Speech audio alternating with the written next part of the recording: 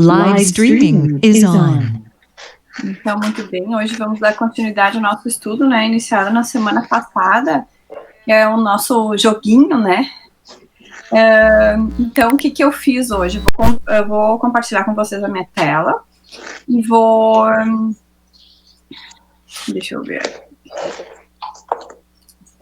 A gente vai fazer a escolha dos números como na semana passada.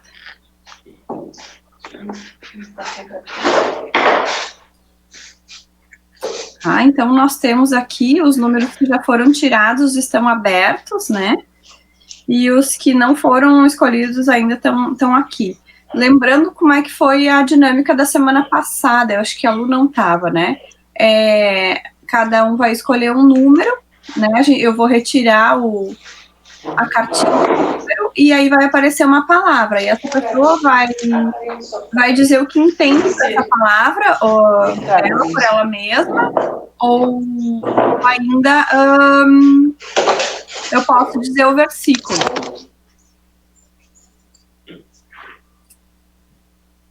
Silenciei o Éder porque está dando muito barulho. Então, eu vou chamando aqui, eu acho que pela minha tela, e a gente vai trabalhando dessa maneira. Deixa eu anotar aqui. Eu acho que a primeira que eu tenho é a Débora, né? Vamos tirar o Éder, a Lucy e o Marco, vamos com a Débora, então. Débora, pode escolher um número, faz favor? 30. Número 30, boa escolha. Ó, água fria. Tu quer o versículo, Débora? O versículo. Tu pode ler, por favor? Deixa eu aumentar aqui o meu versículo. Sim. Água fria. E quem der de beber um só copo de água fria a um destes pequeninos, na qualidade de discípulo, amém vos digo que de modo nenhum terá perdido a sua recompensa. Pode falar pra gente o que tu entende disso? Sim, eu entendo que é doar um pouco de nós, né? É buscar ser discípulo de Jesus mesmo. E a recompensa é justamente isso, é o ato de amor, de doação, de despreendimento que a gente faz. Muito bem, é isso mesmo. O que a gente estudou nesse versículo, quando nós revisamos isso, primordialmente a importância do melhoramento moral e individual, né? E é o que tu disse, o doar-se faz parte desse melhoramento, né? Para que a gente possa fazer a caridade de maneira desinteressada e sincera. Então é isso, o doar-se nada mais do que praticar a caridade, né, sem esperar nada em troca. Também faz parte da busca pela saúde integral, alma e corpo. E aí a gente falou na questão da molécula de água que o Aloysio comenta no miudinho, que ela pode ser modificada com a energia emanada, adquirindo efeitos curativos. Aí se falou em água fluidificada, se falou também naqueles cristais que se formam na água congelada, dependendo do ambiente e das palavras que ela tem perto, né? Isso acho que a maioria das pessoas já viu e já ouviu falar alguma coisa nesse sentido. E a água vai conduzir qualquer tipo de fluido, qualquer tipo de energia que ela tiver perto, né? Que ela tiver ao redor. E também se comentou que todo rio físico, vamos pensar em geografia, né? Todo rio físico tem um rio gêmeo de natureza psíquica correndo junto. Então, esse rio correndo, esse rio físico, esse rio de água mesmo correndo, ele tem um rio energético gêmeo, né? Correndo junto dele. E aí a gente lembrou do nosso lar, que a água ela serve de alimento e de remédio, ela vem com todos os componentes que a gente precisa para nossa recomposição, para o fortalecimento, né? E as características da água que servem para todos nós, né? A água, ela pode ser um estado sólido, líquido e gasoso, ela se molda ao que a contém, né? E também a gente pode lembrar daquele episódio, daquela partezinha, quando Jesus encontra a mulher samaritana, né, e pede água para a mulher samaritana. E naquela época não se negava água para ninguém, né, mas a mulher samaritana, ela ficou surpresa com a questão de que Jesus pediu água para ela, e ela ainda disse, mas você pede água para uma mulher samaritana ainda, né? E aí ele diz que tem sede e tal, e ela serve água para ele, mas eles têm uma conversa, e Jesus deixa claro para ela que a verdadeira sede, que é a nossa sede espiritual, ela só pode ser saciada com a água viva, né, que é a água do Espírito, que não é essa água que a gente abre a torneira e jorra, e sim é uma água que vai nos saciar a sede e as deficiências do nosso espírito, e não simplesmente do nosso corpo. Essa parte é bastante interessante, e a gente está olhando uma série que mostra bem certinho essa cena, e é bastante tocante, assim, a reação tanto de Jesus quanto da mulher samaritana interagindo nessa fala. É bem interessante. Pessoal, lembrando que se alguém quiser falar, fique à vontade, pode falar, Éder. É importante essa simbologia da água, né? No caso da samaritana, ela oferecia água do poço, né? Que é água parada. E essa água é a água que a gente toma e dali a 2 horas a gente quer de novo, né? Ela não sacia, né? E Jesus oferecia a água corrente, ou seja, a água do Evangelho, que é um alimento espiritual que sacia a nossa sede.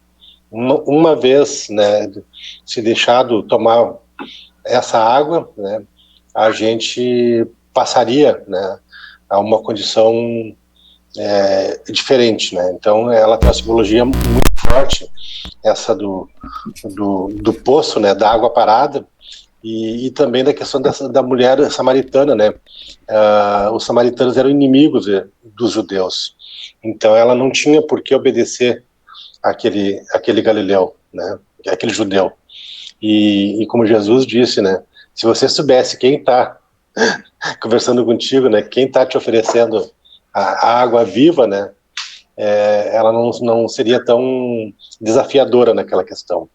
E Jesus mostra ali e dá uma lição extraordinária de que a fala dele, né, a conduta dele era para toda a humanidade, independente de ser adversário ou de ser amigo ou não, era um ensinamento universal, né, inclusive para os samaritanos, que eram os seus inimigos, né.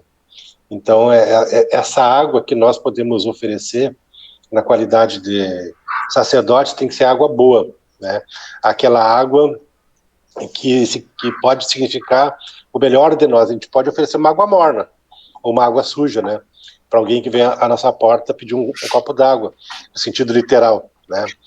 Então, nos mostra que a gente tem que conduzir ao próximo, oferecer ao próximo, né, essa água fria, água viva, né, para que a gente possa ser o condutor desse elemento tão importante, né, que é o saciador do espírito imortal, e não de um corpo apenas, né. Então ela é uma simbologia muito forte, muito, muito, muito intensa no Evangelho, né? Certo, vamos para o próximo, então. Desculpa. Eu não estou enxergando, alguém tem que me ajudar, então pode falar, Marco, depois a Débora. Só comentar a questão da água fria, né, que é aquilo que o Edro falou, a água pode vir de qualquer jeito, né, mas nessa época aí a água fria, ela tinha que ser uma água armazenada em um certo local da casa, porque fazia calor lá, né, então a água estava na moringa, ela estava num porão, alguma coisa assim, para se manter fria, né. E eu faço relação aí com a caridade, né? Porque tu pode fazer caridade de várias maneiras. Alguém pode pedir um prato de comida e tu pode simplesmente jogar, ou pega e para de me incomodar. Ou tu pode doar e se doando também, né? Ou seja, tu pode oferecer água fria. E é isso que Jesus falava, né? Essa água fria, quem oferecer essa água fria, esses pequeninos, demora nenhum terá perdido sua recompensa, né? Ou seja, a caridade, ela não é simplesmente dar, mas é a maneira que a gente dá. Pode seguir agora. Isso, eu ia falar exatamente dentro desse contexto que o Marco está falando, os tipos de água que nós podemos oferecer, né? A água suja, a água bem cuidada, e para se conseguir uma água fria naquela época, realmente era muito difícil, porque não tinham resfriadores, ela tinha que ser feita de forma manual, então era o preparo, o cuidado com que vai ser ofertado. Como eu gosto muito de música, estudo muito sobre isso. Tem um estudo de um cientista japonês em que ele condiciona as moléculas, as partículas de água através da música. E ele coloca um funk, uma música agitada, e as moléculas todas se dissociam. E com a música clássica, a música celeste, as moléculas se aglomeravam em formas de mandala, num copo de água. Então, aí, como nós podemos manipular essa água, né? Essa água que vem do vaso do coração, para doarmos, é só essa reflexão, esse exemplo que eu queria mostrar. A água, ela pode ser trabalhada, a água da vida também pode ser trabalhada. Eu só queria complementar o que a Débora e o Marco falaram, pelo testemunho. Nós tivemos nessa região no auge do verão, né? Então, gente, é tão seco, né? Que tu não tem como tu não andar sempre com uma garrafa de água na mão, né? Isso é crucial, assim, né? E mesmo hidratados, né? Nós passamos uma tarde na divisa de Israel com a Turquia, e lá na piscina de Cleópatra, né? Para conhecer lá aquele lugar fantástico, lá onde o apóstolo João teve muito tempo lá, e que vai para Éfeso, né? E é tão quente, mas tão quente, tão árido, que eu enchei as mãos e os braços. Nunca tinha me acontecido, mesmo tomando água o tempo todo, né? Ficamos com uma edema, assim, de tão forte que é o calor, a gente não está acostumado com isso. Então, um copo d'água, e nessa condição que a Débora falou, bem armazenado, ou seja, uma água que ela não pode ser ruim, né? É uma dádiva do céu imensurável, né? Então, a gente, como turista, tendo a água, ainda passava trabalho, porque sentia, né, o quanto isso era importante. Então, ela é uma metáfora extraordinária, né, que se coloca como algo muito valioso, como algo de melhor que pode ser ofertado, né? E na condição de discípulo, a gente tem que atentar para isso, né? De candidatos ao discipulado, né? É só isso que eu queria complementar.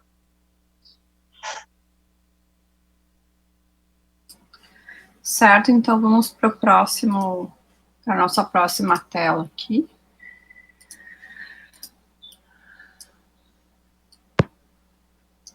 Só um momentinho.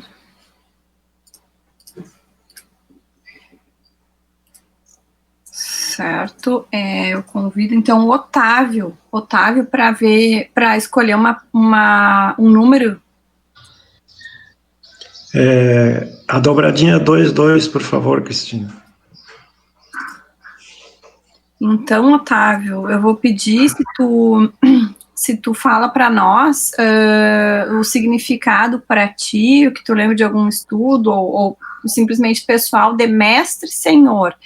E se tu quiser, eu posso ler o versículo antes. Por favor, leia para mim. Tá, na verdade, eu não vou ler, eu vou pedir para tu ler. Ok. Aqui. Mateus 10, 42. Não, peraí, aqui, 10, 24. O discípulo não está acima do mestre, nem o... Desculpa. Não está acima do mestre. Nem o servo acima do seu senhor. Certo. Eu continuo? Não, só isso, por favor. Aí agora dá o teu entendimento disso. Bom, Cristina, eu reconheço as minhas restrições e até, assim, se for falar uma coisa realmente o que mais se aproximasse, talvez eu estaria pecando contra mim mesmo, né? Então, se tiver outra alternativa, por favor. Certo, Otávio. Então, o que a gente estudou quando tratou desse versículo com as palavras mestre e senhor? Que a nossa jornada, ela é individual e ela visa o aperfeiçoamento, né? E esse aperfeiçoamento, essa melhoria individual, ela vai acontecer através das nossas expiações e dos nossos testemunhos. E para que a gente possa seguir isso, a gente precisa de modelos, né? Que são, no caso, os mestres, né? E os senhores. Então, esses espíritos evoluídos aceitam vir de modelo para mostrar como se deve dar o testemunho. A gente tem diversos exemplos com relação a isso. Se a gente for parar para pensar assim, Jesus é o nosso modelo supremo, né? Mas a gente tem também João Batista, a gente tem Maria Madalena, a gente tem tantos outros, a gente tem Chico Xavier, que é um pouquinho mais perto da gente, né? E tudo isso é que a gente precisa lembrar, principalmente com a presença de Jesus encarnado aqui na Terra, que ele veio mostrar pra gente que tudo que ele passou, a gente pode passar, porque ele, com todas as regalias que ele poderia ter, ele veio e sofreu e viveu encarnado com as limitações de um corpo físico igual ao nosso, né? Apesar dele ser um espírito crístico. Então, ele veio exatamente para ser o nosso mestre, para ser o nosso exemplo. E Jesus viveu uma vida encarnado e teve a experiência como qualquer outro ser humano, para provar que era possível viver a mensagem de Deus. Então, em momento algum, ele veio dizer assim, tu não sabe com quem tu está falando, eu sou filho de Deus. Não, né? Muito pelo contrário. E ele está muito além de nós. A postura de Jesus aqui, ela era e é, né, muito distante da nossa. E a gente pode começar pensando no seu nascimento, né, na maneira como ele nasceu, num lugar que não era nem um pouco indicado, né, para uma criança nascer, para uma mãe ter um parto ali, e sem contar de todo o sofrimento e todo o caminho que ele teve que percorrer até a sua morte, que foi através da cruz, né? Então, prosseguir na jornada em busca da perfeição, seguindo o exemplo do mestre, é a nossa maior missão. Então, o que a gente precisa se dar conta? Que o mestre, que o Senhor, ele é o nosso exemplo, nós não estamos acima deles, nós estamos aqui para caminhar atrás, né, para ir seguindo os exemplos e ir entendendo que é preciso repetir exemplos positivos, exemplos vencedores, por assim dizer, né? Alguém quer fazer algum comentário? Eu levantei a mãozinha ali, Cris, que eu queria fazer um comentário. Esse versículo, né, ele é um chamamento ao discípulo, né? Ele está falando para o nosso coração, né? De que nós não podemos ficar nunca acima do mestre, né? E nem o servo acima do Senhor. Isso é um chamamento para a humildade, né? Para a nossa real condição, né? Então, nós não podemos jamais, em hipótese alguma, nos colocar diante de Deus na condição de pastor, né? Porque a gente dá passe, faz palestra, a gente, né, estuda, se diz espírita, né? A gente, nessa condição, nós temos que lembrar que essa é uma condição de servo, né? Estamos servindo ao nosso Senhor, né? E às vezes a gente se coloca diante de Deus até em prece, né? Jesus vê, trabalha com a espírita, dificuldade, não sei o que, papapá, faz tanto esforço, né? E aí a gente quer com ele um tratamento diferenciado, porque a gente se coloca na condição, né, de pastor, e na verdade a gente é servo, sempre. A nossa condição de ovelha, diante do pastor. Nunca se colocar diante do pastor como pastor. Então a humildade nos lembra isso, né? Nós somos servos. E a humildade é nós nos reconhecermos tal qual nós somos mesmo. Nem mais do que a gente é, para que não fique na arrogância, ou na vaidade, ou no personalismo, e também não menosprezar aquilo que nós já adquirimos, né? Costumamos dizer sempre, nesse estudo desde o início, né? Fala de Emmanuel, nós somos imperfeitos, mas nós não somos inúteis, né? E isso nos coloca na condição, sim, de palestrante, de passista, de atendente fraterno, de médium 24 horas por dia, né? Mas com o compromisso desse trabalho essa tarefa estar conectada, né, e dependente do mestre, né, na condição de servo, de servir, e nunca como na condição de pastor. Nós não estamos pastoreando ainda, nós somos ovelhas, né, e somos ainda parte de um grande rebanho, né, mas só que a gente é aquela ovelha que já procura ficar bem perto do nosso pastor, né, para ouvi-lo, o chamado dele a qualquer momento, e não ser aquela ovelha descuidada que se perde facilmente, né, com qualquer outro movimento fora daquele processo. Então, essa passagem, assim, ela nos grita muito alto, né, para nós não nos esquecermos da nossa real condição e a condição de humildade, para que a gente consiga esse posto, né, de discipulado que estamos aí nos matriculando. Muito bem. Éder, aproveita e escolhe um número. O meu número meu e da Lucy, número 28. Recebe. Que é o versículo. É para baixar agora o espírito, não? Como tu achar melhor, isso tu fica à vontade. Tá. Me dá o versículo, então, para tudo que tem direito. Tá.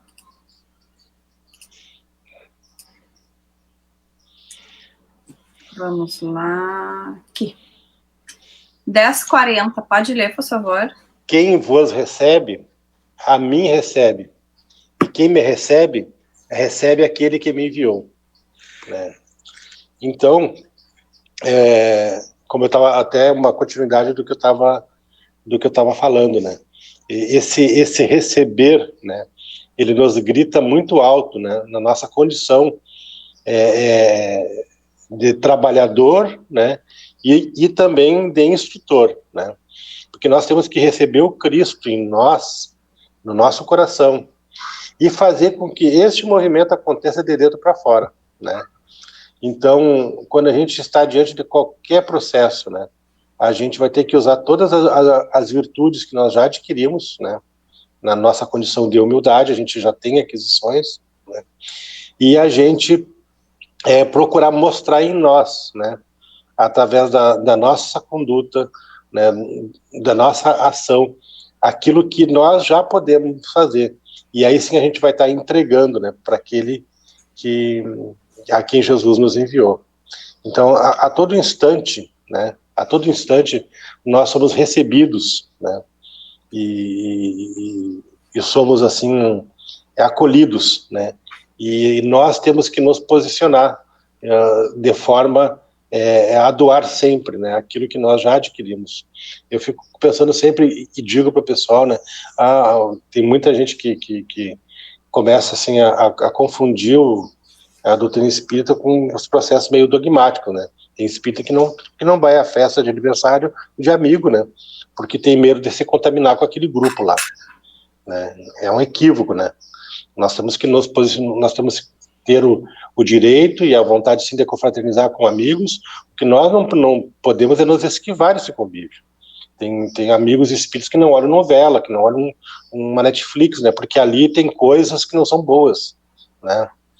Então a gente tem que ter muito cuidado com isso, né? Porque a gente tem que ser autêntico, o que nós não podemos é entrar nessa neura, né? O que nos é pedido é sempre o equilíbrio, né?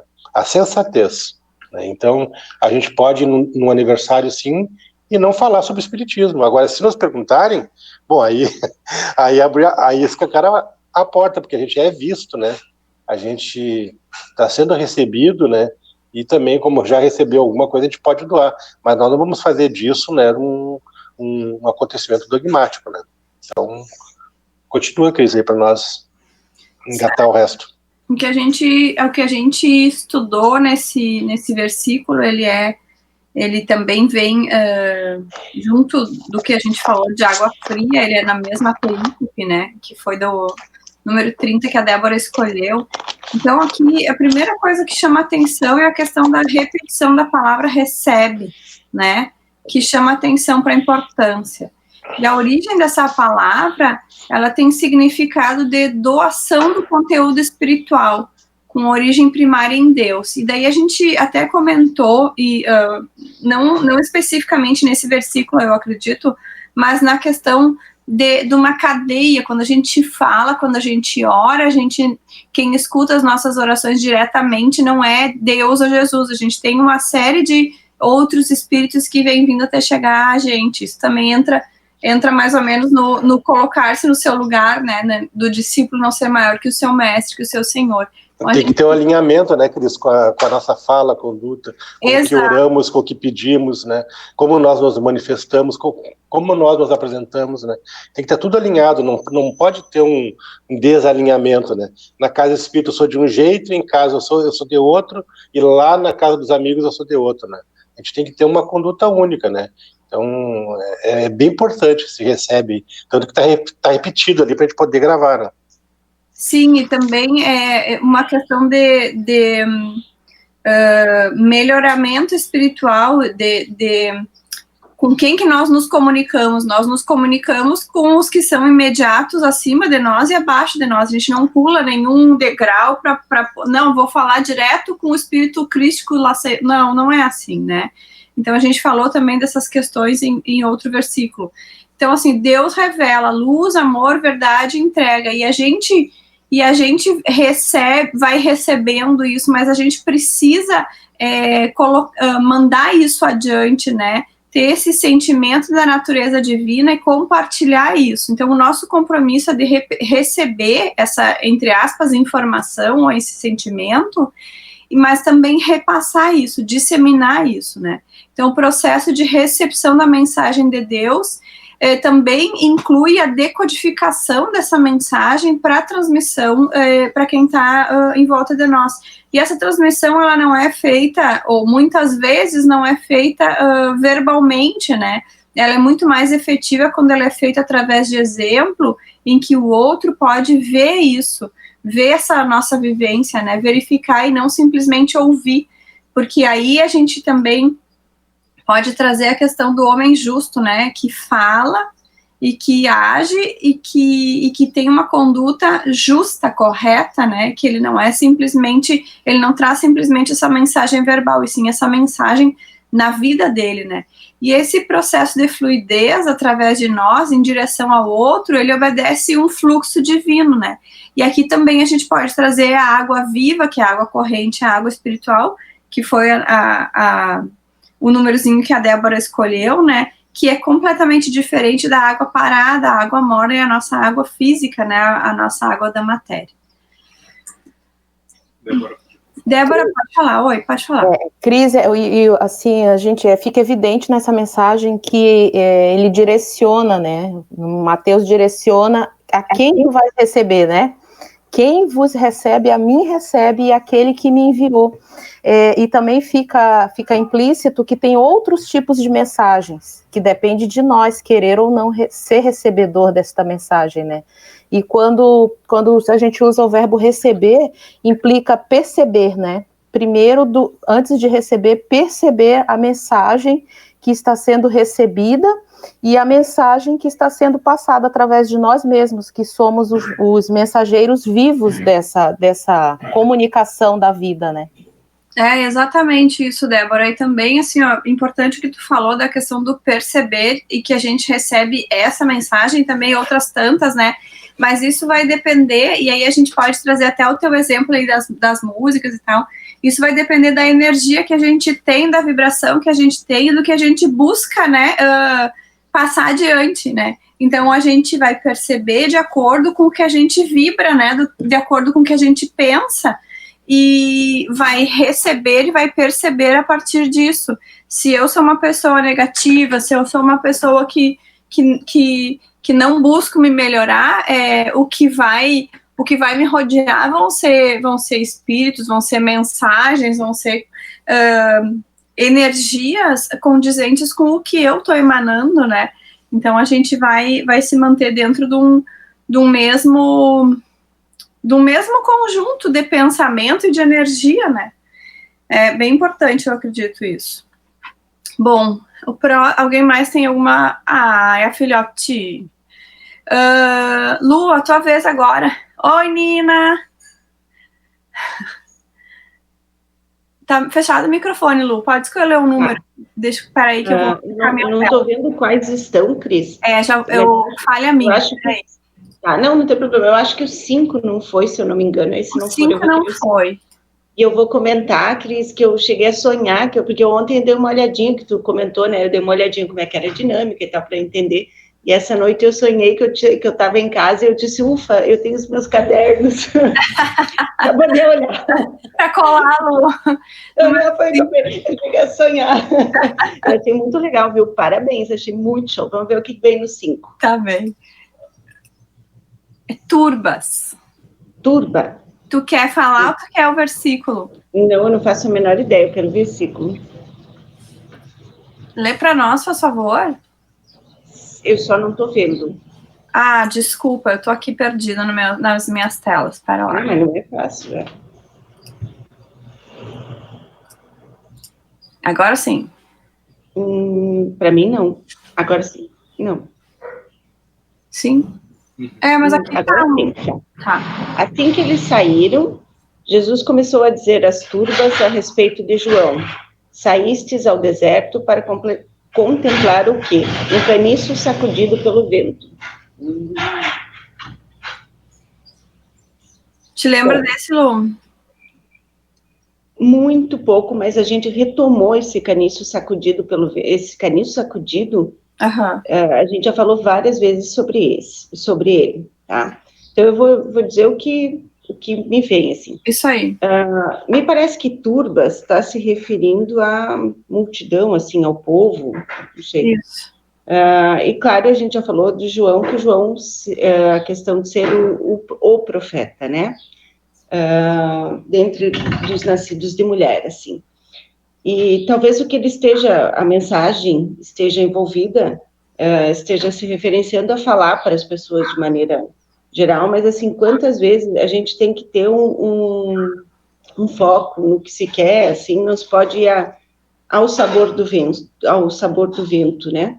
Você precisa ir aprendendo e evoluindo, porque a gente recebe as mensagens, e a gente precisa começar a incorporar e trazer elas para a nossa vida efetivamente, como várias vezes a gente relembra, né? Já foi comentado, então, a terceira revelação, e a gente continua ainda praticando os mesmos erros básicos lá de 2000 anos atrás. Então, eu acho que é nesse sentido, assim, mas não tenho certeza. Mas pratico isso. Tá, então, assim, a turbas a gente viu exatamente o que tu falou, que as turbas é a multidão, né? E nesse contexto, Jesus se despede ou reenvia de volta os discípulos de João Batista para falar com ele que João Batista está preso, né? E ele diz para eles, esses discípulos, perceberem, né, verem e ouvirem tudo que Jesus está fazendo e retornarem a João Batista para dizer para ele o que eles achavam, se Jesus mesmo era o Messias, né? Então, assim que esses discípulos saíram, Jesus se virou para a multidão e começou a falar a respeito de João. Então, ele fez um testemunho de João diante da multidão, que são as turbas, né? E aí ele traz também, dentro desse contexto educativo, que a questão dele não era exatamente chamar a atenção diretamente da multidão, né? Mas sim mostrar um exemplo positivo e completamente contrário do que a multidão exaltando as qualidades de João Batista, né? Então, eu trouxe umas frasezinhas do capítulo 16 do livro Paz e Renovação, que o nome é O Espírito na Multidão, né? E que ele traz os vários pontos, ou os vários sei lá, trabalhos, né, que um espírita pode ter na multidão. Então, a multidão é a nossa família e nada justificaria qualquer propósito de nos distanciarmos dela a pretexto de superioridade individual, né? Só que, assim, como que a gente pode estar na multidão? A gente pode estar na multidão fazendo parte da multidão, sendo um caniço, né, como tu disse, não tendo aprendido ainda, e para onde o vento sopra, para onde os prazeres, para onde a nosso bem individual mostra o caminho, a gente pende para esse lado, ou a gente aprende realmente, né, e foca num caminho, num percurso cristão, né, necessário, seguindo o exemplo do mestre. Mas nada impede da gente estar na multidão, porque isso é uma maneira também de ajudar a multidão através do nosso exemplo, né? E também aqui eu trago que a multidão um dia preferiu Barrabás a Jesus, quando eles estavam lá com Pôncio Pilatos, né, que o Pôncio Pilatos disse que poderia libertar a multidão preferiu libertar o Barrabás e não Jesus, né? E aí eu finalizo com uma última frasezinha que diz: coloca-te acima das opiniões humanas e serve a Jesus servindo a multidão. Então a gente sabe, tem um versículo que a gente estudou que fala que o maior servo, né, quem mais servir, ele vai ser o melhor de todos, na verdade, porque quanto mais a gente servir a Jesus, né, mais vai mostrar o nosso caráter cristão e a nossa vontade, o nosso bom ânimo para um melhoramento. Éder, pode falar.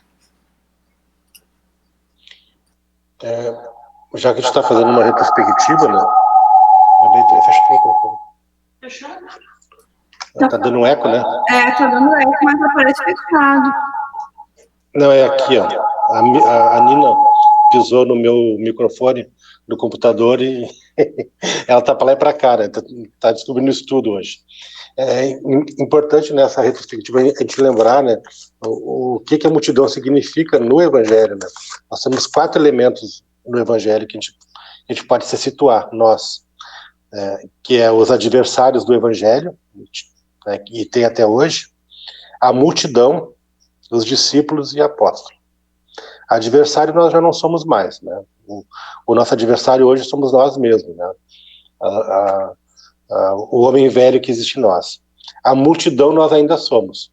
E a característica da multidão, ela não ter compromisso com a verdade. Ela gosta de Jesus, gosta de ouvir, até vai lá tocar nele, que é um milagrezinho, uma cura, né? Aquelas pessoas que vão no centro espírita para um passe forte, né? Para um atendimento que, assim, que num toque mágico retire todo e qualquer problema, a famosa desobsessão, como se fosse uma tesoura que cortasse um cordão e pronto, a pessoa fica liberada, né? Esse é o comportamento de multidão, ela não tem o compromisso. O discípulo é aquele que tem já o compromisso e que procura, de todas as formas, né, a se conduzir dessa forma. Mas mesmo estando em multidão, né, sendo multidão, nós podemos nos diferenciar. Eu lembro que quando a gente começou o estudo de Mateus, lá no versículo 2 ou 3 de Mateus, né, iniciava Jesus falando das turbas, né? Então ele quis nos mostrar ali que mesmo na multidão, nós caminhando enquanto multidão, nós podemos nos diferenciar, não deixando para trás aqueles que a gente puder ir levando junto, né, e carregando junto. Então isso nos remete ao nosso convívio familiar, como diz ali no próprio versículo, né, a gente vai fazendo o que pode, mas não gritando para o filho, para o irmão, para a mãe, para o pai, mas mostrando em nós, né, aquilo que vai acontecendo. Eu tenho exemplos maravilhosos dentro do Boa Nova. Um deles está aqui na minha telinha abaixo de mim, que é o Felipe, né? O Felipe começou a participar, veio, foi perseguido, né, Felipe? Na multidão, né? Hoje a mãe, o pai, a irmã, o cunhado, o sobrinho, a esposa junto, né? Outras pessoas começaram a seguir o Felipe, né? Embora não tenha esse compromisso que o Felipe tem, mas já notam através dele, né, o que o Evangelho pode fazer. Então, na multidão, nós podemos nos destacar. Eu cito a Carolzinha Psique, ela veio, começou junto conosco no Boa Nova, daqui a pouquinho estava o Joni, a Vera, e uma das cenas mais lindas que eu pude presenciar, assim, no trabalho do Boa Nova, foi o dia que o Joni e a Vera estavam trabalhando no passe, junto com a Carolzinha. Então, era a Carol, o Joni e a Vera, os 3 na sala de passe, transmitindo o passe, né? Aquilo, para mim, assim, comprova esse versículo, né, de que uma pessoa envolvida, mesmo estando na multidão, ela transforma o seu meio, né, ela passa a ser para a família aquela referência. Quando eu vejo a Débora, o Vini chegando com o filho adolescente, com a menina lá, para mim tá tudo certo. Olha a diferença que nós já somos da multidão. Esse versículo é lindo, né? Então, é um passo firme, forte, gigantesco, né, para a condição do discipulado. E o último é o apóstolo, mas daí é para algumas encarnações aí futuras, né, a gente se candidatar a esse posto aí. Primeiro a gente tem que ser discípulo, e um bom discípulo. Certo, então, agora vamos passar para o próximo. Eu peço que o Vini escolha um número. Número 15. Número 15. É temor, Vini. Tu quer o versículo ou tu quer... Eu prefiro o versículo, por favor. Tá bem.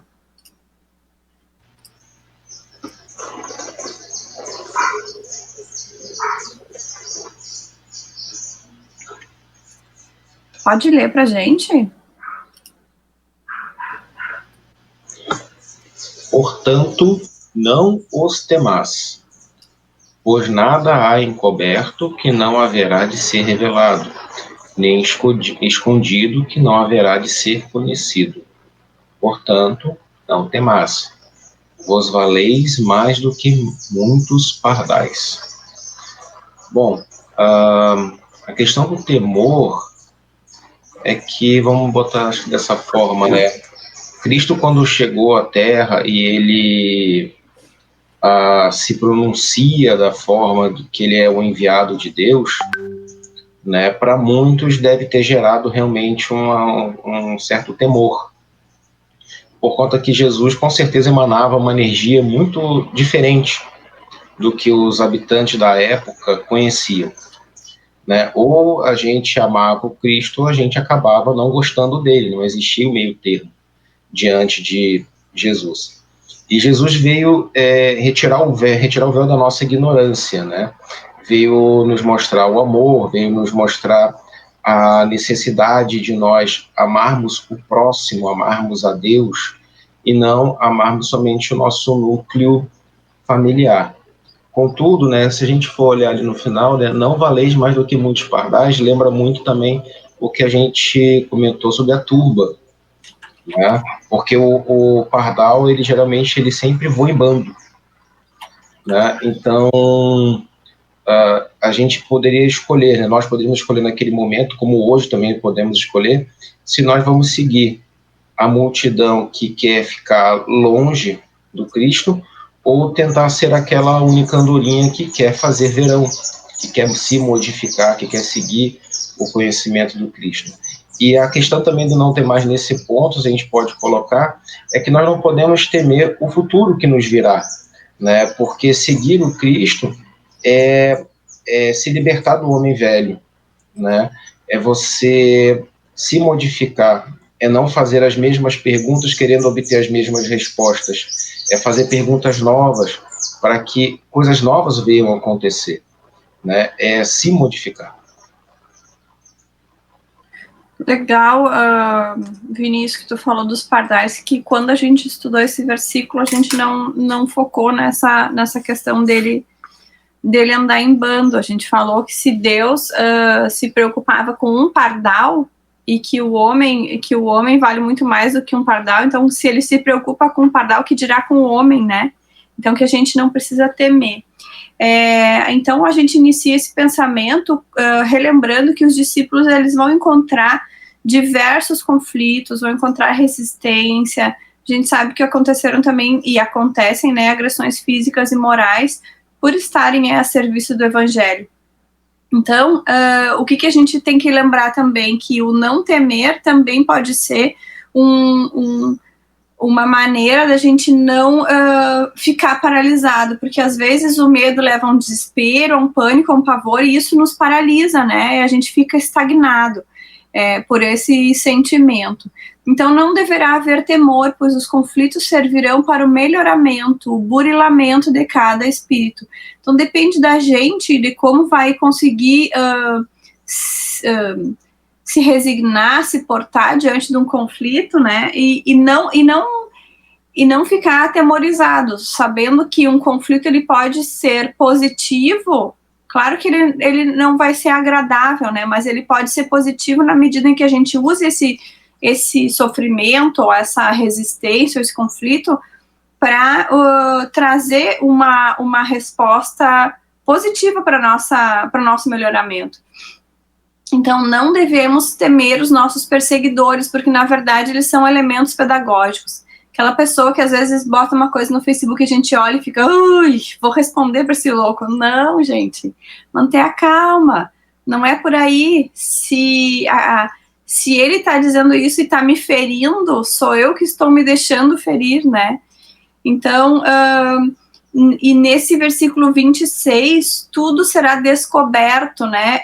Então, esse versículo é um versículo bastante importante, porque não há nada encoberto que não haverá de ser revelado. Então, se ele está encoberto, ele existe, nós sabemos que está ali, mas ele está tapadinho, a gente quer estar empurrando, não quer enxergar, né? E se está escondido também, alguém escondeu isso, mas vai chegar o dia em que a gente vai ter condições de conhecer o que tá escondido. Então, não é necessário o temor também, porque Deus sabe da hora que a gente tem condição de resolver nessas coisas. Então, tudo será descoberto, e no caso dos discípulos, não terão nada a esconder que possa ser motivo de perseguição. Marco, pode falar.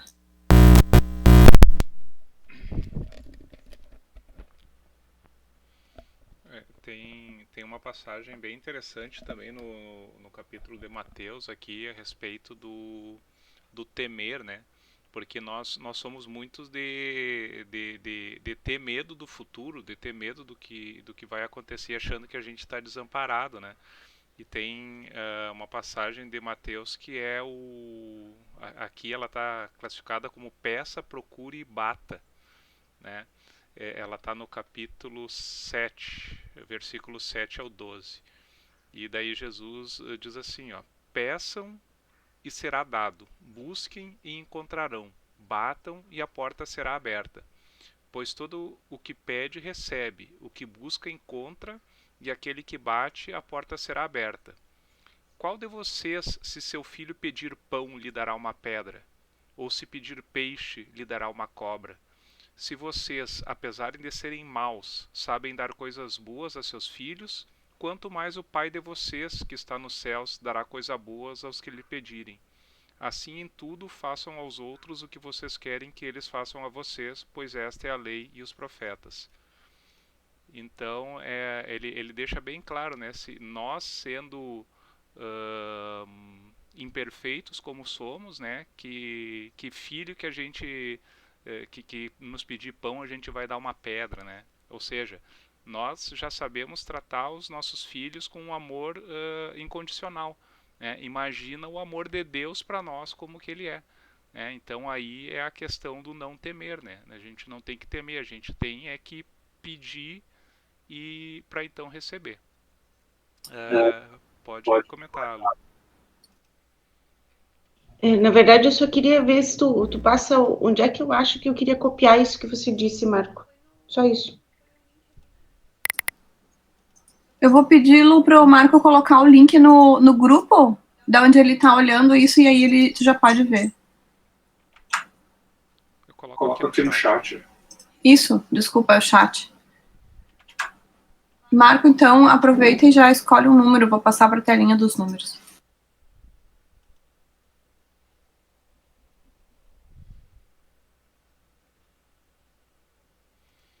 É 21.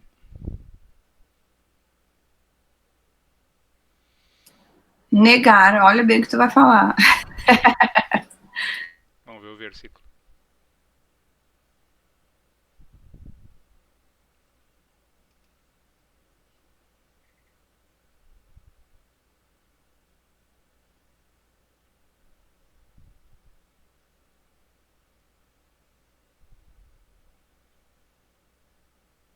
Pode ler. Mas quem me negar diante dos homens, também o negarei diante de meu Pai que está nos céus. Essa é uma sequência desse estudo, não é? Ou seja, Jesus ele tá colocado para nós como o mestre, não é? Ou seja, ele é o governador do nosso orbe e ele representa diretamente a lei de Deus para nós, não é? Ele é vamos dizer, o representante de Deus na Terra. Então tem aquela questão, não é, daquela sequência, né? Quem me recebe, recebe ao Pai. Então, da mesma forma, né, de que quem negar Jesus e os seus ensinamentos também vai estar negando a Deus, não é? E claro, na linguagem que é colocado o versículo, parece que é uma questão vingativa, não é? Ou seja, se tu me negar, eu vou te negar diante de Deus. Mas, na verdade, essa aí é uma linguagem utilizada para o povo da época, né? Um povo mais embrutecido, que não tinha como dar uma explicação assim, não, tu é um espírito imortal e tá, tu vai me negar, mas nós temos a lei da ação e reação, a expiação, e uma hora tu vai te dar conta que tu tem que deixar de negar. Isso aí não tinha como fazer essa explicação na época, né? Então, tinha que ser mais duro, não é? Para entrar dentro da cultura da época. Então, claro, quem negar Jesus, não é? Ele vai negar diante do Pai. Ou seja, se tu negar Jesus, tu vai estar negando a Deus diretamente. Pode colocar o resto, Agostinho. Tá, então, na verdade é isso, né, o que o Marco comentou, e com complemento eu trago que negar Jesus é ter conhecimento evangélico e não utilizar de maneira útil na vida, no cotidiano. Então a gente está falando aqui do quanto a gente estuda, do quanto a gente lê e do quanto a gente não utiliza isso no nosso dia a dia. Então, assim, quantas vezes por dia a gente nega, né? Então isso vale a pena, nós estamos no segundo dia de 2021, vale a pena a gente parar para pensar nisso, para que a gente tenha 363 dias ainda pela frente para tentar não negar, ou negar menos do que até então, né? Então, eu tenho os conhecimentos e não os utilizo de maneira útil ou apropriada. E o meu compromisso consiste nas minhas ações e não nas ações dos outros. Então, é um compromisso individual, né? Os discípulos, eles ancoram a sua fé em Jesus pelos seus atos. E Jesus é um espírito de sacrifício, de renúncia, de amor pelo próximo. Então, aqui fica muito claro a questão da lei do mérito, que consiste numa graça concedida por Deus por necessidade, mas que o problema é a gente manter, né, essa graça, e só vai ser possível essa manutenção, né, se a gente se mantiver no mérito, se a gente se mantiver na luta, e também lembrando que deixar de fazer o bem é fazer o mal. Porque quando a gente tem uma oportunidade de ajudar, ou de fazer caridade, ou de não pensar o mal, ou de não desejar o mal para o outro, a gente está fazendo, e a gente perde essa oportunidade, a gente está fazendo mal, a gente está deixando de fazer o bem, né? Uma oportunidade é o Kairos. A oportunidade é o Kairos, exatamente, né? Que foi o que aqui o Aloysio falou na quinta-feira, no nosso último ato de dezembro. Então, uma oportunidade bem aproveitada, ela pode encurtar o nosso percurso, né? Ela pode encurtar o nosso sofrimento, por assim dizer. Só que uma oportunidade mal aproveitada, ela pode comprometer toda uma encarnação. Então, o que a gente precisa fazer, né? De novo, a gente traz a questão do perceber, né? Do saber ouvir, do conseguir identificar as oportunidades e não deixar para amanhã, dizer assim, não, isso eu vou deixar para a próxima encarnação. Não é por aí. Aproveitar as oportunidades que se apresentam, né, diante de nós. Pode falar, Éder.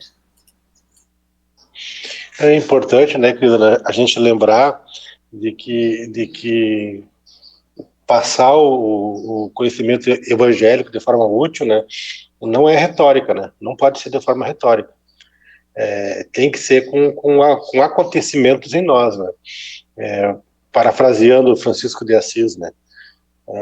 Ide, né, proclamar o evangelho, se precisar, use palavras. Né? Se precisar. Então, essa transmissão desse conhecimento, desse saber, né, nos convoca a uma não negação, né, de uma afirmação. Nós temos que afirmar em nós, né, aquilo que a gente já aprende, né? E esse estudo, ele não nos permite, né, a gente utilizar de forma retórica, né, conversar com as pessoas para mostrar saberes, né? Nós temos que utilizar isso, que é um conhecimento profundo, não é um conhecimento superficial, e que deve se modificar a nossa vida, né? Então, nós não podemos negar, como tu falou, Cris, as oportunidades que se apresentam, né? Recém estamos no 2º dia do ano, e com certeza, de ontem para cá, nós já tivemos bastante oportunidade de nos manifestar, né? De não negar o Cristo que já existe em nós. Então, não é com palavras que a gente vai fazer isso, né? A gente pode conversar, esclarecer, elucidar, mas acima de tudo, né, mostrando, né, fazendo acontecer. Vou passar para a Lucy. Também essa da negação, né? Tem a justiça de Deus, né? Quando a gente usa essa justiça, usa essa lei para igualar todo mundo, né? Para ajudar os povos, né? Toda a humanidade, e tem aquela justiça que eu uso o Cristo, uso o conhecimento para meu uso pessoal, para minhas conquistas, para conquistar povos, conquistar riqueza, como a gente vê aí na história da humanidade, né? Uns orando para Cristo ajudá-los a conquistar e a matar, né? E a conseguir impérios, e outros pedindo também para ajudar a humanidade, né, para seguir, para conquistar, mas para conquistar com a igualdade. Então, tem dois usos aí, um está negando, né, porque está fazendo o Cristo para uso pessoal, e o outro, né, no caso, não está negando o Cristo, está seguindo os ensinamentos. É isso. Lucy, eu acho que é bastante importante também a gente notar o quanto esse versículo ele pode ser aplicado hoje em dia no nosso contexto de pandemia, né, no mundo inteiro. Eu estou fazendo a minha parte, eu tô sendo cuidadosa, eu estou ajudando o meu próximo, eu estou negando, inclusive a mim mesmo, muitas vezes, né? Então, assim, eu acredito que a gente já conversou bastante aqui em casa sobre isso, é que a gente está vivendo uma oportunidade única nessa encarnação e talvez em muitas outras junto, né, que talvez esse seja o ponto alto nas últimas encarnações, porque a gente está podendo mostrar realmente o que a gente é, né,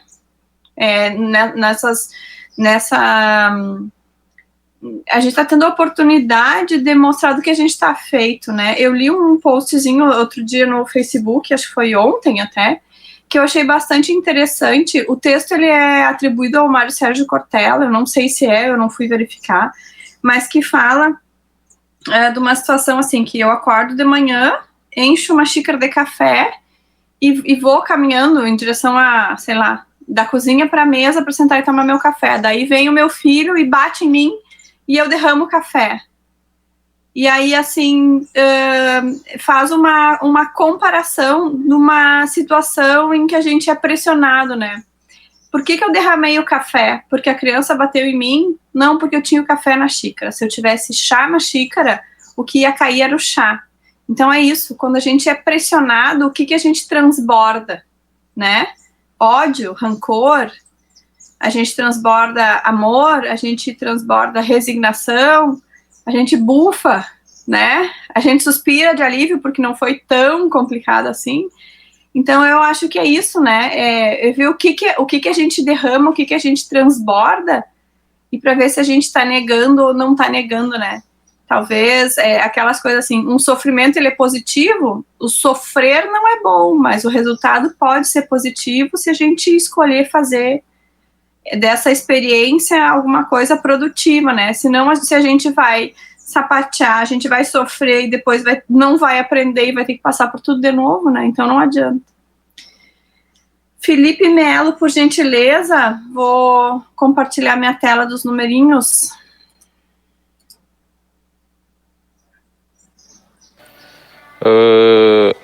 11.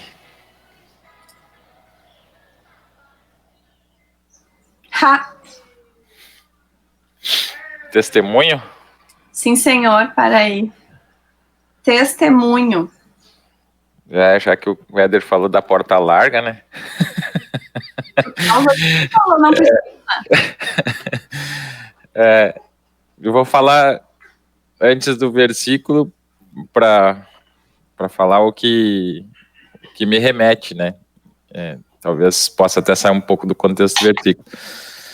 Mas, dando continuidade nisso que tu falou, né, Cris? Eu acho que a gente está tendo uma oportunidade de testemunho também agora, né? No começo o Éder falou sobre a gente estar estudando, sobre a questão de já conhecer um pouquinho. Agora há pouco falou sobre a retórica, que não é na retórica, né? Que é no exemplo que a gente tem que dar. E esse ano é como se a gente estivesse na sala de aula e o professor chegasse e dissesse assim, aguardem os materiais, que agora tem uma prova surpresa. E aí Deus fez isso, né? Chegou ao começo do ano e disse assim, aguardem seus materiais e vão para a prova surpresa. Vamos ver o que vocês já têm até agora e o que não pode colar, não pode fazer nada. E claro que Live streaming que a has gente stopped. tem essa questão de uma construção, assim, para construir, a gente tem que desconstruir muitas coisas, né? E eu acho que esse ano veio para fazer isso. E é o testemunho em todos os momentos do dia a dia, né? Acho que agora, no fim de ano, inclusive, né, que todo mundo muda um ciclo, então fica mais forte essa questão da esperança em dias melhores, e a gente tem a certeza que eles virão, né? Mas essa questão do testemunho é muito forte, né? Principalmente não é um testemunho, a gente não espera que seja algo grandioso, né? Eu mesmo, no fim de ano, tirei uma mensagem, até eu postei no meu Face lá, que é a mensagem que é devagar e sempre, que eu gosto muito, na realidade. E Emmanuel fala lá que não esquecer das pequenas coisas do dia a dia, que é justamente o que a gente está tendo a oportunidade de fazer durante todo esse ano, né? Justamente dentro da família, dentro do cotidiano, ajustar o foco e dar o testemunho naquilo que tem que ser dado, né? Às vezes a gente desliza, às vezes a gente acerta, mas o importante é que a gente faça sempre aquela exame de consciência para no outro dia acertar de novo, né? Aquilo que não foi certo. E esse é o grande testemunho. Acho que encadeia também com o que a gente estava vendo agora há pouco sobre o negar, né? Então, não negar diante das situações, né? Não com palavras, mas com as ações. Então, sempre testemunhar, sempre que possível testemunhar. Tu lê pra gente o versículo? Mateus 10, versículo 18. E sereis conduzidos a governantes e reis por minha causa, em testemunho para eles e para os gentios. Então é isso aí, né? Tu resumiu bastante, trouxe para o nosso tempo, né? Para a nossa situação atual. E nesse versículo a gente fala que a gente estudou que o sofrimento abraçado com amor e generosidade, para que a partir dessas circunstâncias geradas se possam transmitir valores espirituais aos que estão ao nosso redor. Então é exatamente isso, né? A maneira como a gente enfrenta, né, as situações, os sofrimentos. Sair da porta larga, né, Cris, ir para a porta estreita. Pois é, né? Vamos ter que começar a parar de ter chamado de PL para ter chamado de PR, será? Ainda falta um pouco, acho. Um pouco bastante. E o testemunho, então, ele vai ser uma declaração, um depoimento, né? Mas, como o Éder disse, não necessariamente ou não preferencialmente verbal, né? É uma afirmação fundamentada, um depoimento, uma comprovação, mas com as ações, não precisa ser isso falado, né? Talvez não deva nem ser falado. Então, é um martírio, um sacrifício. E no testemunho de Jesus, ele falou de Deus para nós, mesmo sem usar as palavras. Então, ele trouxe essa mensagem nas ações dele de uma vida inteira. Ele testemunhou em vida, entregando-se à cruz, que foi a culminância desse testemunho, né? E o nosso testemunho é falar de Jesus para quem o ignora. E aqui o falar, ele é simbólico, porque mais do que o proferir, né, quem é e como é que é nós mostrarmos assim como Jesus mostrou pra gente, né. Então, pode acontecer, a gente pode mostrar através de uma vivência de dor, que abala o bom ânimo, a esperança e a fé, mas que a gente não se deixa cair, né, e estaremos sempre sendo tensionados com relação à nossa postura horizontal e vertical, então a gente vai ter que sempre ir se adaptando. Eu gosto de pensar que uma característica muito importante, quem sabe primordial da humanidade, é o poder de adaptação, né? A gente não pode ficar parado, a gente não pode ficar estagnado, a gente precisa sim se adaptar. A gente tem tecnologia, a gente tem conhecimento, e para mim também esse contexto de pandemia, ele serve para mostrar que nós conseguimos sim nos adaptar, não que seja melhor ou que seja pior, ou que a gente não sinta falta de como era antes, mas a gente está conseguindo viver e está conseguindo manter relações, né, através do mundo virtual. Então a gente se adaptou, não deixou de trabalhar, não deixou de ver as pessoas, de conversar com a família, que pessoalmente nesse momento estão tendo que ficar mais distantes, mas é importante esse poder de adaptação, saber que nós temos e utilizar isso. Éder, pode falar. Eu considero, Cris, esse versículo, né, e agradeço muito ao Aloysio por ter nos ensinado o que é realmente o testemunho, né, porque é uma palavra que está muito em voga, né, na boca de muitas pessoas, inclusive de escolas religiosas, o próprio espiritismo, né, mas evangélicos usam muito testemunho para lá, testemunho para cá, banalizar a questão do testemunho. E nesse versículo, e aprendi com a Aloysio isso, né, o verdadeiro testemunho é quando nós passamos por processos dolorosos e essa dor, né, ela se transforma em ensinamentos espirituais em nós, né, para os outros. Então, a gente pode passar por uma doença grave, né, eu já tive 4 cânceres, né, e eu fui aprender numa ruptura da veia aorta, indo para CTI, com perspectiva de só 10% de sobrevivência, né? Ou seja, eu estava ali com um atestado de óbito quase preenchido, né? E sem perspectiva. E eu me entreguei para o desencarne. Bom, eu vou desencarnar, né? Ok, né? Que se cumpra a vontade, né? E naquele momento eu só pensava em mim, né? Claro que eu pensava nas minhas filhas, eu pensava nas coisas que iriam ficar, as coisas que não estavam completas ainda, né? Mas eu me entreguei para aquele momento, né? Eu vou desencarnar e quero acompanhar tudo isso com muita coragem, né? Mas ali eu percebi, né, o quanto eu estava sendo egoísta, porque a Lucy chegou do meu lado na maca antes de eu ir para a CTI com essa sentença, que era um caso muito grave, e ela estava grávida de 2 meses, né? Estava no início de uma gestação. E ela me diz assim, ó, escuta, tu não vai lutar, tu vai me deixar assim, né? Para criar o filho sozinha, tem que lutar, tu tem que, né? E eu saí daquele meu processo doloroso de pena, né? De egoísmo, né?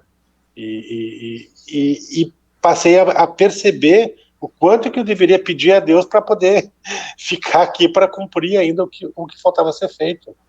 E naquele momento que ela fala isso, eu me encho de expectativa, né, de permanecer vivo, né? Se eu tenho 90%, se eu tenho 10% de possibilidade, eu tenho que lutar contra os 90%, né? E tô aqui, gente.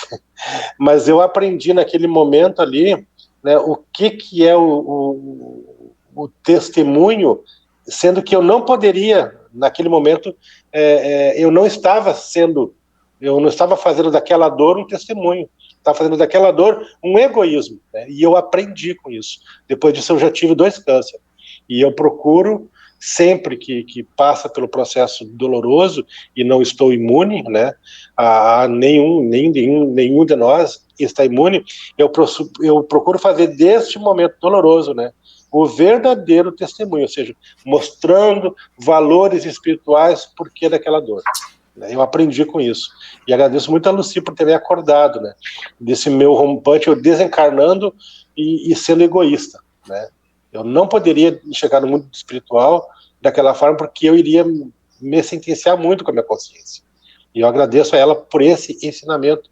E aprendi com a Luísa que qualquer dor, e não importa de que forma seja, né, ela é legítima e ela deve sim ser transformada em valor espiritual. Então tem a dor que nós aprendemos, que é essa dor egoísta, e tem a dor que nós ensinamos, que é a dor quando se passa através dela valores espirituais. Para mim esse é um dos grandes ensinamentos do ano de 2020, né, de aprender de forma literal, né, o conceito de testemunho, porque aí a gente já não vai mais falar que a gente está testemunhando a qualquer momento. Será que eu estou testemunhando? Será que essa dor que eu estou passando está perante aos outros sendo útil também? Né? Porque senão a gente vai entrar num processo de autopiedade, como eu estava naquele momento. Olha só, eu sou um coitado, eu estou morrendo, vejam, ó, minha dor, né? Estou indo para o mundo espiritual. Não, não é isso. É muito mais profundo. Então esse talvez seja um dos versículos que mais gritem ao meu coração, e eu agradeço muito por isso. Isso mudou a minha forma de me posicionar diante, né, das minhas dificuldades.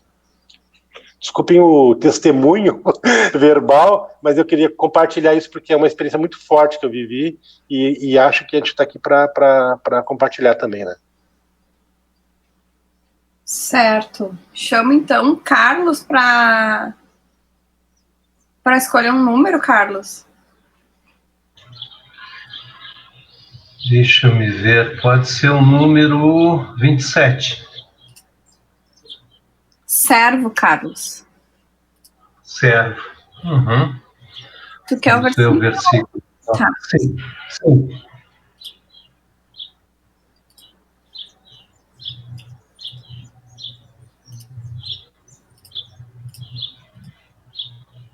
Pode ler pra gente? Sim. Amém vos digo, entre os nascidos de mulheres não se levantou ninguém maior que João Batista, mas o menor no reino dos céus é maior que ele. Nesse versículo não aparece a palavra, mas a gente foi o contexto, assim, o ponto focal desse estudo. Tu pode dar a tua impressão? Sim. Deixa me ver, amém vos digo, entre os nascidos de mulheres não se levantou ninguém maior que João Batista, mas o menor no reino dos céus é maior que ele. Pois é. Bom, eu me deteria mais na questão da palavra servo, né? Ou seja, na ideia do servir.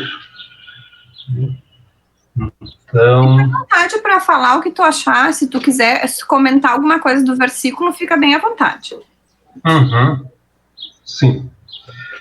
Bom, eu também assim estava ouvindo todo o estudo, né? E estava vendo algumas questões que foram trazidas aqui. Aí eu fico pensando a questão de quando nós nos remetemos à palavra servo, que dá aqui o sentido do servir, do ajudar, né? Aí a gente fica pensando também no sentido um pouquinho mais amplo, né? No sentido de também da questão de se colocar no lugar do outro, no lugar de ajudar ao outro, né? Porque nós temos todos os dias, a todo momento, a gente tem essa oportunidade, nós temos vários momentos em que a gente é chamado também para uma ajuda, para o servir, né? E aí é que eu diria, talvez aí venha a nossa verdadeira missão, no sentido de ajudar, né? E quanto a gente não coloca em prática, né, esse servir, né, que é o que nos torna grandes, que é o que nos ajuda na caminhada, no crescimento, na ascensão, né? E isso aí nos leva a uma questão, como estava falando, a questão da nossa mudança, né? Nós precisamos mudar, porque tem coisas que nós acreditamos, nós servimos, como é que nós ajudamos os outros, nós servimos, nós ajudamos, porque nós entendemos que isso é uma questão que a cultura nos diz que nós temos que ajudar, ou esse servir é uma manifestação, é um ato de fé, né? Então, na realidade, ali quando surgiu a questão do aquele que me recebe, eu acho que nós entendemos Cristo, nós conhecemos Cristo, nós temos toda uma visão, mas muitas vezes essa visão que nós temos é uma visão intelectualizada. Nós temos vários entendimentos sobre várias teorias, né? Mas colocar na prática realmente é muito mais difícil. Então a gente acaba também se protegendo através da nossa intelectualização, né? Então nós recebemos, quando Cristo diz, aquele que me recebe, vejo que não é receber só o conhecimento, mas receber, ou seja, vivenciarmos Cristo, nós entendermos Cristo, o que ele falava, o que ele dizia, e colocar isso em prática. E a questão de ser servo também é na questão de servir, não como uma obrigação moral, como uma obrigação cultural, como uma obrigação social. A gente vê muito no Natal várias pessoas que se solidarizam, que se colocam no lugar dos outros, que ajudam. Passou o Natal, passou o Ano Novo, vida que segue, volta-se aquela rotina. Então, não há essa mudança realmente, né? Então, por isso que eu digo que a questão do servir tem esse significado, né? E aí também eu vejo que a questão da mudança que a gente tem que passar, ela é um ato de fé também. Nós acreditamos em muitas coisas, mas acreditar em Deus, realmente nos ensinamentos dele, realmente é mais difícil, né? Porque nós nos apegamos a valores, a coisas que são aquilo que vai estruturando a nossa vida. Eu tinha um amigo que ele falava muito, eu estava ouvindo também o Éder falando, e me tocou muito também, né? Porque também até por uma questão de saúde, nós temos um quadro clínico meio semelhante, né? E eu tinha um grande amigo que ele dizia assim que Deus criou a dor para nós nos lembrarmos dele, né? Porque quando a gente sente uma dor, a primeira coisa que a gente diz é meu Deus, né? Que é o momento que a gente lembra. Então, o servir também é uma forma que a gente pode servir apenas pela obrigação, pela questão social, pela questão moral. E aí a gente vê muitas vezes as pessoas, né, que fazem questão de tirar fotos, de colocar no Face a ajuda que estão fazendo, né, quando na realidade o servir no ensinamento cristão não seria nada nesse sentido, né, o que nos torna grande seria isso. Exatamente, Carlos. Luto, quer comentar alguma coisa antes que eu traga? Sim, Cris, é só dizendo que eu até começar a estudar com vocês, eu nunca sequer prestei atenção em João Batista. Sabia que existia, ponto final. Mas aí os estudos me trouxeram uma situação assim que eu digo, nossa, como é que eu nunca mesmo tenha parado para pensar sobre tudo isso? E especialmente aquela questão, é necessário que eu diminua e ele cresça. Quando falo para mim em João Batista, a primeira coisa que vem dos nascidos de mulher é essa questão que eu acho que é a dificuldade de incorporar isso na nossa vida, que para mim é o principal, assim, do que eu aprendi de tudo que a gente conversou. Ah, legal, uhum, é isso aí. E, Carlos, tu tocou nos pontos que eu trouxe aqui, que a gente estudou naquele dia, na questão do servir, né, do servir sem esperar nada em troca, e a questão também do intelectualismo, né. Então, naquele dia, a gente fez alguns links, algumas conexões com outros versículos, eu trouxe 2 aqui. O primeiro é, todo o que quiser ser maior, esse deve ser o que vos sirva, né, é um servo, o que vai servir. E o segundo versículo é, quem quiser tornar-se importante entre vocês, deverá ser servo. Então, isso fica claro para Jesus quem é o maior, né, que o maior para Jesus é aquele que mais servir.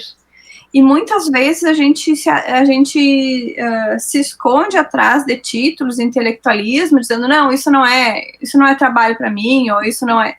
só que perde a oportunidade, né? Perde aquele momento em que pode ajudar. Então, aquele que assume o evangelho como verdade, entende que fazer a vontade de Deus é antes de ser obediente, aos seus desígnios, entregar-se inteiramente a ele. Então, é isso, ter a certeza de que faz parte de um planejamento e que a gente sim precisa ajudar e sim precisa servir, né? Então, João Batista, ele é um exemplo que demonstrou durante toda a sua vida que não esqueceu a missão assumida. Então, é isso. Até nesse dia eu trouxe uma historinha com relação a umas pessoas encarnadas, espíritos encarnados, que eram bons nisso, que eram bons naquilo, e que foram chamados para ajudar numa doença horrível que tinha na cidade. Daí tinha um que era um sacerdote, que era conhecido em toda a cidade, todo mundo respeitava ele, mas aí ele pensou assim, eu não vou me misturar com aquela gente doente, vai me contaminar, vai me tal. Aí foi que até eles conseguiram, os espíritos que vinham, né, intuir esses, resolveram chamar um ladrão que estava preso, dizer, a gente não tem nada a perder, nem ele, porque não conseguimos ninguém até agora, então vamos ver se ele ajuda. E na verdade foi a redenção. Então aqui eu trago também a questão de que uma situação ela pode comprometer uma encarnação ou ela pode resolver, né, pode encurtar caminho. Então eles contataram, por assim dizer, né, esse ladrão que estava preso e pediram ajuda para ele, se ele poderia ir servir, né, ajudar, e tinha que ser urgente com as pessoas que estavam muito doentes. O que ele fez? Arregaçou as mangas e foi. Então, ele resolveu a encarnação dele aí. Ele serviu e ele se doou. Umas quantas pessoas melhor preparadas intelectualmente, que tinham estudado o evangelho, que tinham maior conhecimento, se negaram por medo de se contaminar, por medo de, sei lá, se misturar com, entre aspas, esse tipo de gente, né? Quantas vezes a gente já ouviu esses absurdos? Então, assim, esse ladrão, uma pessoa simples, uma pessoa que estava pagando um preço por um crime que tinha cometido, foi porque também ele pensou, eu não tenho nada a perder, eu tô aqui preso, então vamos tentar fazer alguma coisa que melhore a minha situação, né? Então, é isso. Alguém tem algum complemento? Cris, eu estava lendo coisa ontem sobre né, literatura geral ali, tinha um texto que me chamou muita atenção falando a respeito do comportamento da máfia, né, e diz assim, olha bem, por exemplo, da máfia, né, dizendo que a máfia, os mafiosos não aceitam que o homem traia sua esposa, porque, vejam bem a questão ética, a questão moral, porque se o mafioso trai aquela pessoa que é capaz de fechar os olhos e dormir a noite toda junto com ele, não merece a confiança de mais ninguém, né? Então, vejam bem, a gente confia, né? Até que ponto a gente confia, né? Até que ponto a gente consegue acreditar realmente. Por isso que eu digo, a gente é muito apegado ainda a esses valores materiais. A gente acredita muito nos amigos, a gente acredita muito nas pessoas, enfim. Então, esse mudar essa questão de acreditar em Deus realmente é algo difícil, né? Até como tinha aparecido antes ali, né? Aquele que me recebe a Deus, né? Ou seja, confiar realmente em Cristo, né? Até que ponto a gente consegue confiar, né? Então, até que ponto essa esposa que está do lado, que fecha os olhos, será que ela dorme com os olhos abertos, cuidando da gente também, né? Até que ponto a gente aprendeu realmente a confiar, né? Pois é. Certo, obrigada, Carlos. Agora eu chamo a Lucy para escolher um número. 16. Senhora Lucia, um complemento do versículo que a gente já tratou no sábado passado, que fala treva ao ouvido. Pode me dar um versículo, então. Um pouquinho que travou o negócio aqui. Treva ao ouvido. Travou aqui, querido. Tudo.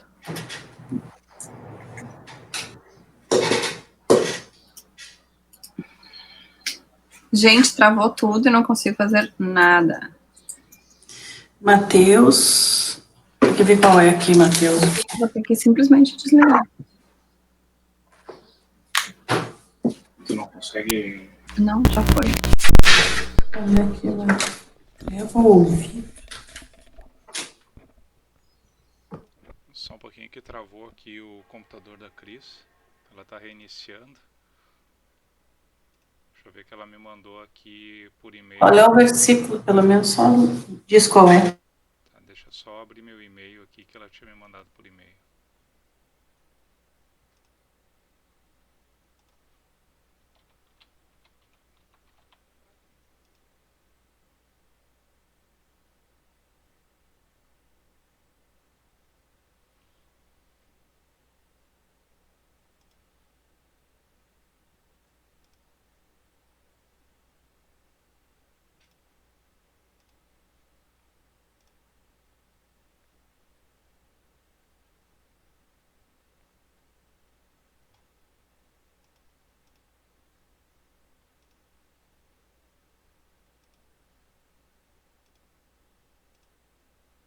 Qual era o número, Luci? 16. 16.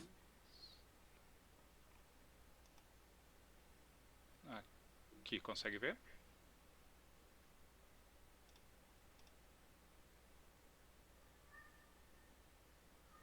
Aqui. O que vos digo na treva, dizei-o na luz. O que ouvis ao ouvido, proclamai sobre os terraços. E, se não me engano, que nós estudamos que o que Jesus fala a nosso coração, o que a gente entende, o que ele nos intui, a gente tem que falar, né? Falar para as outras pessoas. E o que ouvis ao ouvido, proclamar sobre os terraços. E também, acredito que seja a mesma coisa. Não lembro bem dos nossos estudos. Dia e noite, né? Sim, dia e noite. Treva, luz, né? Ouvir e proclamar. Recebe e, no caso, aprende e ensina, né? Então, a gente escuta e põe para a luz, né? A luz do mundo. Vós sois a luz. Nós temos que divulgar os ensinamentos do Cristo. Então, o que a gente ouve, a gente tem que proclamar nos terraços. Quer dizer, proclamar para todos as multidões, já que nós somos aprendizes, né? O discipulado. A gente já sabe alguma coisa, a gente tem que ensinar, né? O que a gente sabe para as pessoas que estão receptivas, que nos ouvem, né? É mais ou menos isso, mas tem muito mais estudo. Interrompa aqui. Já voltei, tudo certo. Deu certo aí? Deu. Então, Luci, o que a gente estudou nesse versículo foi um versículo que ele traz paralelismo, né? Então, ele fala na treva, a escuridão, a noite, que é a nossa hora de descanso. E que também é aquela hora em que a gente faz a prece antes de dormir, né? Em que acontece aquele diálogo de eu mesmo e Deus, né? E é a hora que a gente precisa lembrar do que o Santo Agostinho nos fala, que é o momento em que a gente tem um diálogo com o nosso interior de maneira consciente e inconsciente. E que o que a gente recebeu, né, o que a gente percebeu, o que foi sussurrado ao nosso ouvido, né, à noite, enquanto a gente faz esse diálogo interior, e também a gente ouve, né, a mensagem de Deus, a gente precisa agir de acordo com isso. Então, o que tu falou está bem de acordo, né, e eu terminarei dizendo que o que nos foi sussurrado à noite, durante a nossa autoentrevista mediada por Deus, né, deve ser dito à luz do dia, mas como a gente já repetiu várias vezes, não necessariamente com palavras, e sim através de ações, certo? E aqui, então, eu chamo, deixa eu ver, o Lisandro para o nosso último número do dia.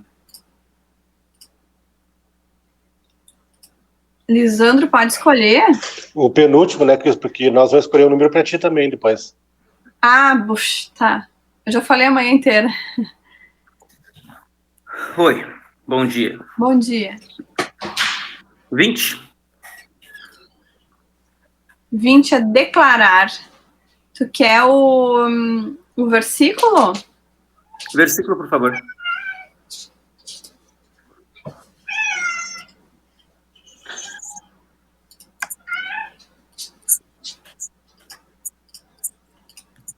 Tu pode ler para nós? Sim, deixa eu ver se eu consigo ver aqui. Então, Mateus 10, 32. Assim, todo aquele que se declarar por mim diante dos homens, eu também me declararei por ele diante do meu Pai que está nos céus. Eu acho que aqui tem a ver também com a questão que a gente já tinha comentado antes, tem a parte do testemunho, e eu não me lembro exatamente quais eram as palavras que foram citadas antes, mas que Jesus dizia, aquele que me negar diante dos homens também será negado, né, pelo meu Pai. É a questão do se declarar diante dos homens. Eu não preciso esconder, eu não preciso ter vergonha, que é uma coisa que muitas vezes acontece. Acontece a pessoa ter até vergonha de se declarar cristão, talvez até por uma questão de medo de perseguição, de medo de ser incompreendido, coisas que a gente já foi comentado antes também, que às vezes a gente tem medo do julgamento da sociedade, da onde nós estamos, não é? E nós temos, a gente não se sente à vontade de se mostrar, de dar de falar o que realmente o que eu realmente sinto, o que eu realmente penso, porque a gente ainda vive numa sociedade onde muitas pessoas acham que fazer o bem é coisa de bobo, é aquela coisa assim, se alguém te faz alguma coisa, te faz o mal, como assim tu vai retribuir com o bem? Como tu é bobo, como tu é ingênuo em retribuir com o bem, não é assim que você faz. Se alguém te fez, você tem que responder. Se alguém te falou uma ofensa, uma injúria no Facebook, como a Cris comentou antes, que é algo realmente muito comum hoje, como é que tu vai deixar quieto isso? Responde. Olha só, senão tu é um bobão, que sujeito é que tu não consegue responder alguma coisa. Então, muitas vezes a gente tem medo de se declarar, né? Se declarar diante dos homens, e eu acho que essa é uma questão muito importante. Se eu tenho fé, se eu realmente tenho fé, se eu realmente acredito naquilo que eu estou fazendo, naquilo que eu estou dizendo, na forma com que eu estou agindo, eu não preciso ter medo de me declarar. Se eu tiver medo é porque realmente a minha fé ainda está muito convalescente. Acho que é isso, Cris. Isso aí, Lisandro. E é bem a questão do complemento mesmo. Então, assim, o significado do declarar é homologar, confirmar, né? Reafirmar, dizer o mesmo. Então, os discípulos, eles dizem aos homens que Jesus é o Salvador, que é o nosso guia e modelo para a humanidade, é o governador do orbe. Então, Jesus vem e homologa essa fala dos discípulos com a sua jornada na Terra. Então, ele está confirmando que os discípulos estão dizendo, está sendo confirmado pelas ações do Cristo, e com a culminância na crucificação, né? Então, nesse mesmo sentido, Cristo, ele reafirma cada um de nós em prece para o Pai. Então, ele vai confirmar para Deus quem realmente nós somos. Então, nós, através das nossas ações, nós estamos dizendo, nós estamos mostrando quem nós somos. E Jesus, ele vai simplesmente reafirmar isso que nós estamos fazendo, isso que nós estamos mostrando ser para Deus. Então, isso acontece mais uma vez, né, trazendo com relação de acordo com a lei do mérito e das realizações ou omissões de cada espírito. E as preces, elas vão acontecer por reconhecimento e gratidão para aqueles espíritos que sim estão tentando melhorar, para aqueles que estão se colocando à disposição, que são trabalhadores do Evangelho. Mas, por outro lado, eles não vão ter reconhecimento e gratidão, né, daqueles espíritos ignorantes e maléficos, os que fazem o mal, os que pensam, desejam mal para os outros. Então, o que a gente precisa? De lucidez para imitar o que o mestre fez. E analisar, né, todos os momentos da vida do Cristo e como que ele conseguiu se portar, né, se resignar com tudo que aconteceu, e inclusive na crucificação. Então, é assim que a gente deve agir diante de um problema, de um desafio. E aí eu trago outra, né, dessa maneira a gente vai conseguir sim dar o testemunho verdadeiro. Acho que é isso, né? Passamos por todos. Pode falar, Carlos. Não, só queria, isso que o Lisandro estava falando, só queria dar também um depoimento nesse sentido, porque eu recordo um dia eu estava dando aula e falando sobre alguns transtornos, falando sobre os transtornos mentais, sobre o comportamento, e os alunos prestando uma atenção, estavam muito concentrados naquilo que eu estava falando. Aí eu falei esses dias, eu estava lendo o Evangelho e estava falando assim, o que Cristo ensina e o que as pessoas colocam em prática, para mostrar como existe uma certa incongruência. Só que quando eu falei em Jesus, aí o pessoal começou a rir, começou a brincar, achando que eu realmente estava brincando, dando aula numa universidade católica. E o pessoal começou a rir, achando que era uma brincadeira, pelo meu jeito, né, descontraído de dar aula, até porque os conteúdos eram muito densos, né. Então, a gente vê assim como a gente ainda está longe, né, da questão. E aí eu ouvi uma voz interior que me diz assim, te preocupa contigo, deixa os outros, né, porque tudo tem a sua hora e tudo tem o seu momento.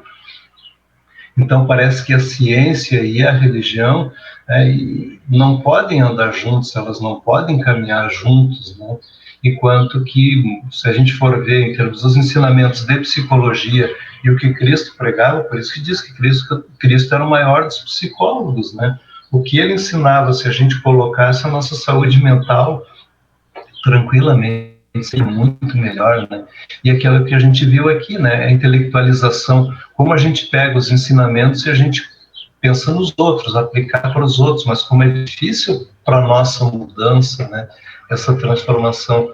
Por isso que eu digo, eu vejo isso como um ato de fé, né? Acreditar realmente, colocar em prática quando a gente sonha, tem algum projeto e a gente acredita que vai dar certo, é um ato de fé, né?